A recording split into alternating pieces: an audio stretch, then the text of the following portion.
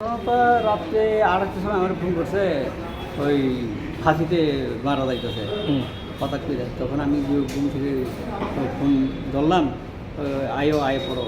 এরপরে আমি রাতে আমি কিনাই গইয়া আমি 5:30 যখন হয় 5টা থেকে রওনা দিলাম, 5:30 দিকে তারা এখানে আয়ে পড়লাম। আয়ে দেখি এমনি পুলিশগুলো গেছিলো রাত্রিবেলায় 2বার। এই অবস্থা। তো জীবিতে নিয়ে আইছে কে? এই জীবিতে পুলিশ তারাই খবর করছে যে আপাতত জীবিত লোক। আমরা যখন পাইছি খবর ছোটো করে লয়ে যাই। কি নাম ওনার? হ্যাঁ, যে মারা গেছে নাম কি? অর্চনা দেব, রচনা দেববর্মা। বয়স কত? বয়স 28-30। স্বামীর নাম কি? রাজেশ দেববর্মা। বাড়ি কোনখানে? বাড়ি তো তারা তো এখানে বাড়াচ্ছিয়া।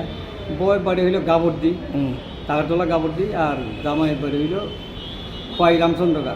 আর থাকে কোনখানে? থাকে ওই পুরান কালীবাড়ি লাইন, আগরতলা, কৃষ্ণনগর। কৃষ্ণনগর। ওনার বিয়ে হয়েছে কত বছর হয়েছে? ইয়া 3জন যখন মেয়ে হয়ে গেছে, মোটামুটি হয়েছিল তো 15-18 বছর মতো। তো কি কারণে এরকম করছে? কী কারণে তো তারও তো এমন কিছু তো হয়েছে না, তার মেয়েরাও তো কই কিছু তো হয়েছে না, শুধু বাবা লোক একটু কথাবার্তা হয়েছে। এরপরে রাগে বলে গেছে আর একটা রুমে, এই দিকে আইও না, আমি দিতে আসি কইয়া দরজা বন্ধ করে তার মেয়ে 3জনটাই বাবার লগে দিয়া আসে বলে এইদিকে গিয়া কিনা জুলাই। আপনার কি হয়? আমার শালার বউ। ঝগড়াটা কি আপনার শালার সাথে হয়েছিল? কিন্তু তার মায়া তো কইল না, ঝগড়াদারি এমন কিছু না। মালিকও তো আসছিল, মালিক বলে না এমন কোনো দিন তারা ঝগড়া দেখছি না, শুনতেও না, কিন্তু হঠাৎ এইভাবে মারা গেল। এটা তো আমরাও অবাক। মালিক তার মালিকই কথা কয় এমন।